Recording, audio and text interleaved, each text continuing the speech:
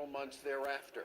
Variety magazine has been working on a story about Matt Lauer for months, and this afternoon, reported on an alleged pattern of offensive behavior by Lauer that goes back years with women employed by NBC. This morning, devastating for Lauer's co-host Savannah Guthrie.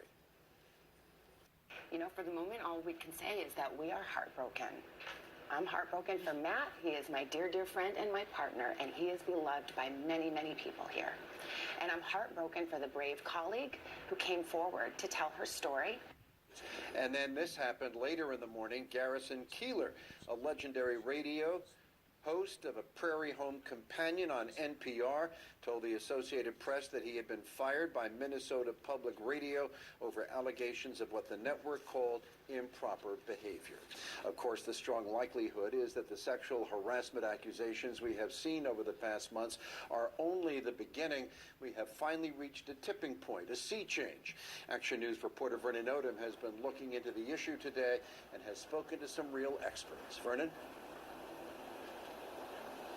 Real experts, Jim, and they say the floodgates are finally starting to open up wide because women are starting to overcome their fears of exposing the behavior of big shots.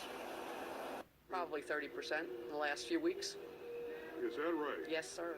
Veteran lawyer Deborah Willick is a powerhouse Philadelphia attorney. One of her specialties, sexual harassment cases. She tells me, since the early October explosion of the Harvey Weinstein scandal and the flood of high-profile stories since about Roy Moore, Kevin Spacey, Charlie Rose, Al Franken, Congressman John Conyers, and now Matt Lauer, the volume of calls from potential clients has skyrocketed, some 30%. Since Harvey Weinstein became the first in the dominoes, I think every man who has engaged in this kind of improper, illegal, unethical conduct should be shaking in his boots. Here is random public reaction from men in the wake of these high-profile sexual harassment scandals. I think it's probably time it corrected itself a little bit.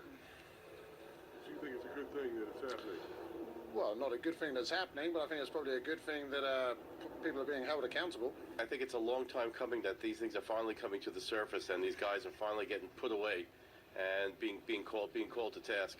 Psychotherapist Sherry Botwood treats the victims of sexual harassment and abuse. When I'm counseling someone in recovery from any type of sexual assault, sexual abuse, sexual harassment, it's a very long process. So the other thing that I try to say to people is don't expect yourself to just get over this. This is something that we're going to work through together. Jim, the experts tell me they expect the list of high-profile scandals will only rise in the weeks ahead, with some women being added to the roster of sexual harassers. I'm Vernon Odom, Channel 6 Action News in Camden. Thank you very